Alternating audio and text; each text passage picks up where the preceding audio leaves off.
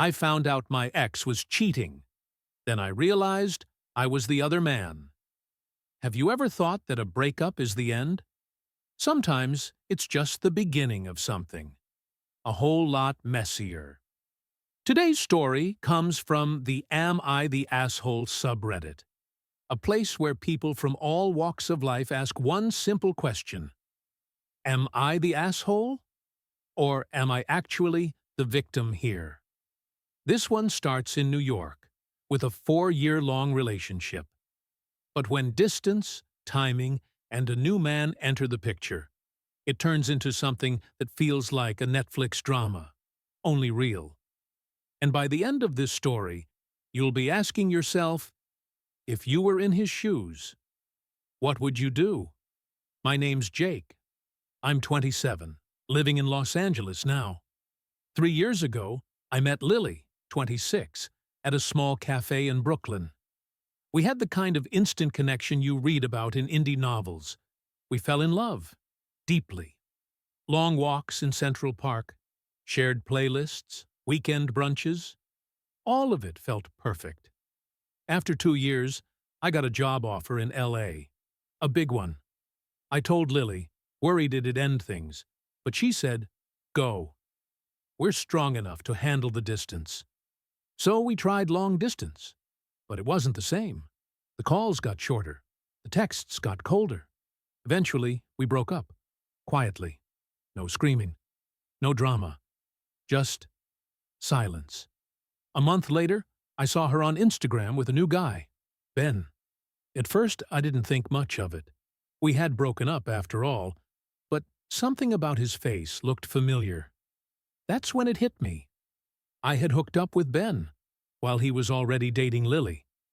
We met on a dating app. Ben told me he was figuring things out and wasn't seriously seeing anyone. We slept together a few times. It was casual. I had no idea he was involved with Lily. Not until I saw their photos. I cut it off with him immediately. Blocked. Done. But now, I've been sitting with this secret for months. Some of my friends say I should tell her, that she has a right to know. Others say it's not my business anymore. And honestly, I don't even know why I still care. Maybe it's guilt, maybe it's leftover feelings, or maybe it's revenge. So here's my question. Am I the asshole for not telling my ex that her new fiancé once cheated on her? With me? This isn't just about love or betrayal. It's about ethics, emotional closure, and the gray area between truth and vengeance. Should Jake tell her the truth? Or is he just stirring up pain because he's still hurt? On one hand, hiding the truth means letting someone stay with a liar. On the other, revealing it now, months later, could seem like pure spite. Imagine being Lily. Would you want to know, even if it would shatter your engagement? Let's be honest. This story splits people down the middle. So what about you? Drop your thoughts in the comments. Do you think Jake is right to keep quiet? Or does Lily deserve the truth? I'll pin the best responses in the next video, because sometimes the most honest answers come from people outside the story.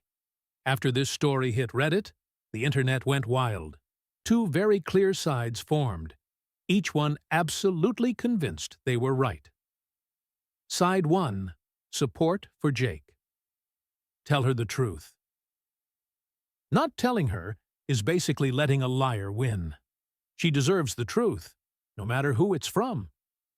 At Tell It All, plus 18.9 KO upvotes, cheaters don't stop cheating. You're not ruining her life. He already did. At Cheaters Suck, plus 15.2 thousand upvotes. This isn't revenge, it's reality. And she deserves to know who's next to her every night. At Reality Check Guy, plus 11.6 T upvotes. These users believe that hiding the truth protects the wrong person, and that Lily deserves the chance to choose with full information. Side 2. Criticism of Jake. You're just being petty. YTA. You didn't tell her months ago, but now suddenly it matters? Sounds more like spite than honesty. At Let It Go, bro plus 9.3K upvotes slash 3.1K downvotes. This isn't your business anymore. You're the ex. Stay out of it. At Move On Matters plus 7.8K upvotes. Let karma do the work. You talking now just looks bitter. At Bitter Alert plus 6.2K upvotes. Critics argue that Jake's timing makes him look like he's acting out of revenge, not concern.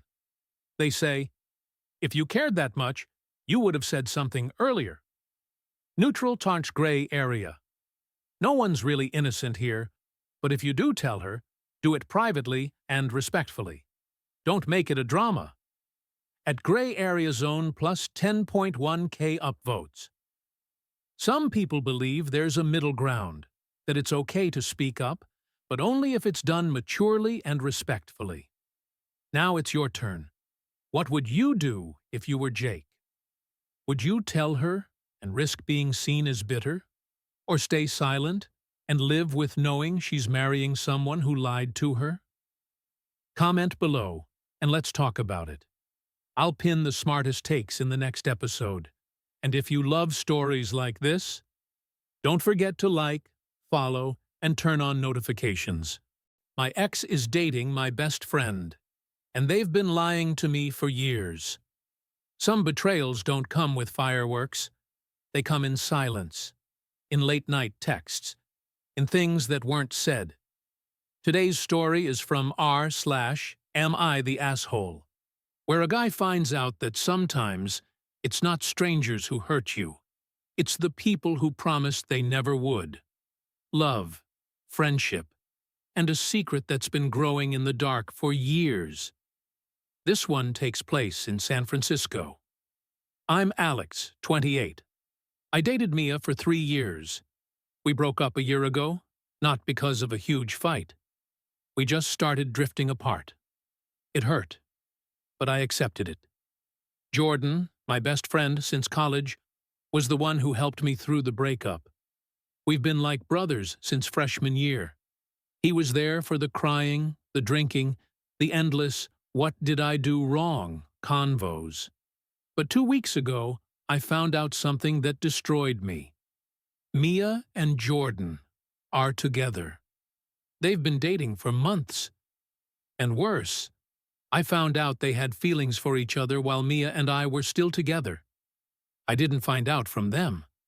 I found out from a mutual friend who showed me screenshots, old texts, flirty messages, even late-night "I wish it was you" kind of stuff, while I was still dating her.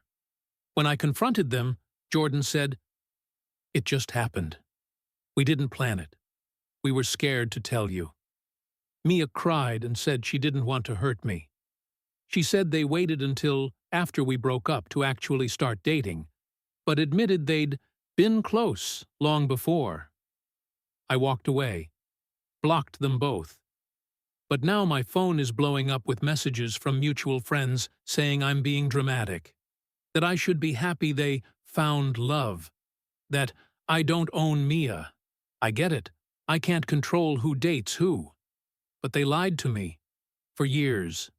They watched me cry over that breakup, while hiding this. So now I'm asking, am I the asshole for cutting them out of my life completely? This story isn't just about a breakup. It's about loyalty, boundaries, and the line between falling in love and betrayal. Technically, Mia and Jordan didn't cheat, but emotionally? They were already somewhere else before the breakup even happened. They kept it from Alex. Let him cry. Let him blame himself. Let him sit across from Jordan calling him bro while he knew the truth. It's not about owning an ex. It's about respect. Respecting the years you spent together. Respecting your best friend's heartbreak. People don't always plan to fall for someone, but they do choose whether to lie about it. And they chose to lie. For months. Imagine this happened to you. Your best friend. Your ex. both swearing they didn't mean to, while hiding messages that say otherwise. Could you forgive them? Or would you walk away, like Alex did? So now I want to hear from you. Was Alex right to block them both and cut them off? Or is he being, like some people say, too dramatic? They crossed a line, even if they didn't cheat. He's overreacting. People move on. Drop your opinion in the comments. I'll pin the most thoughtful replies in the next video. When this story was posted to Reddit, the community was split, and the debate got heated. Side 1. Alex was right. This was a betrayal. This group believes that trust was broken, even if there wasn't technical cheating. The betrayal wasn't just romantic, it was emotional and personal. Top comments. You don't owe anyone forgiveness. They knew exactly what they were doing. At Broke Before It Began, plus 17.8K upvotes, best friends don't fall in love with your ex and then lie about it. Jordan chose the girl over the friendship. Simple. At Friendship Code, plus 13.1K upvotes. This wasn't just moving on. It was a secret affair of emotions while Alex was grieving. That's betrayal. At Emotional Cheating is Real, plus 9.4K upvotes. This side feels that trust was lost the moment they hid it. Even if the relationship didn't turn physical until later, the emotional lines were crossed long before. Side 2. Alex overreacted. They didn't cheat. Meanwhile, others believe Alex is being too sensitive, that people fall for each other, and you can't control that. Painful? Yes, but not unforgivable. Comments from this side. You don't own people. They waited until after the breakup. They didn't cheat. At Real Talk Only, plus 7.6 upvotes, I get it hurts. But blocking everyone and acting like a victim forever? That's not healing. That's bitterness. At Healing Means Moving, plus 6.2 thousand upvotes. It doesn't always mean betrayal. This side focuses on moving on. They believe Alex's emotional pain is real, but that it doesn't justify cutting everyone out and burning bridges. Neutral, gray area comment. They didn't cheat, but they weren't honest either. Alex has a right to walk away.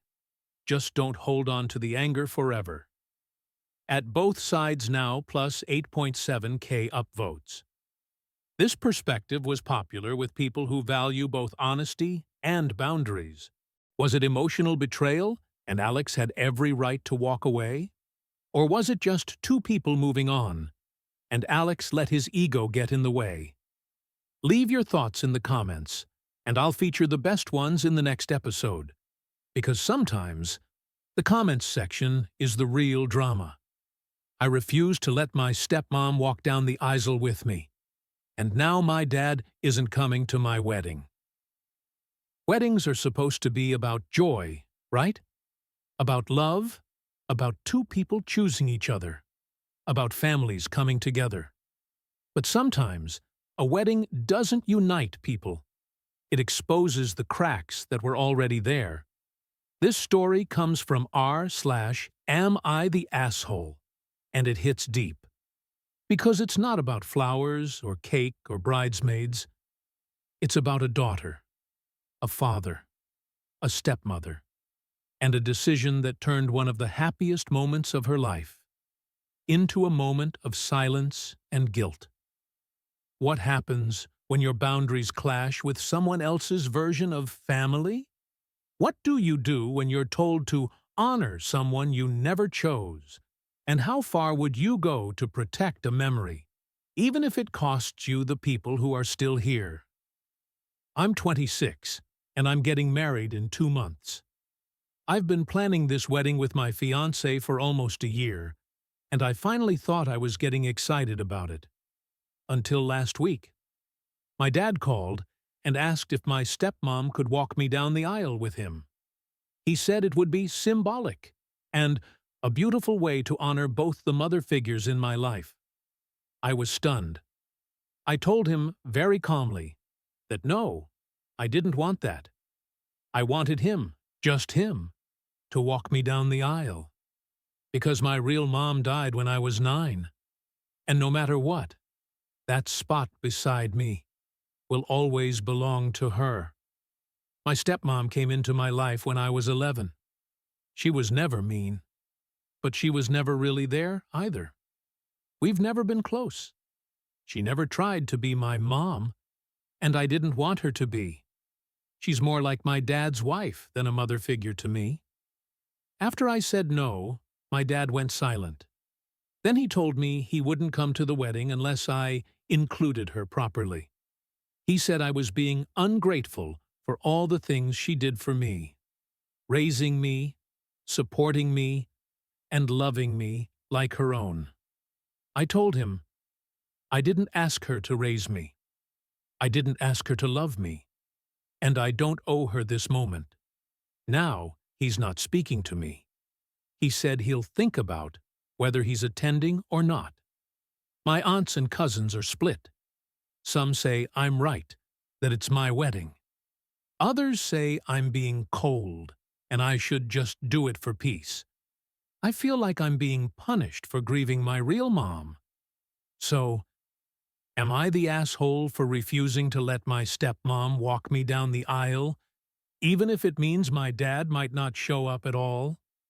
This story isn't really about weddings. It's about memory, about grief, and about who gets to stand next to you in your most personal moments. The dad says the stepmom raised her. Maybe he sees the wedding as a chance to show appreciation. But for the bride, it's not about obligation. It's about her mother, the one she lost too young, the one she never got to walk beside down the aisle. And in moments like that, no one else can take that place, not out of hatred, but out of love. Imagine this was your wedding, your one moment to honor someone you lost. Would you be okay with someone else stepping into their shoes? Or would you feel like that moment, meant to be sacred, was being rewritten for someone else's comfort? Some say it's her wedding, her choice. She has every right to protect that moment. Others believe family is complicated. Sometimes it's better to bend a little to keep the peace. So, what do you think? Is she standing up for her feelings or pushing people away over a symbol? Drop your opinion below. I'll feature the most insightful comments in the next episode. When this story hit Reddit, it went viral and sparked a storm of debate. Some stood firmly with the bride.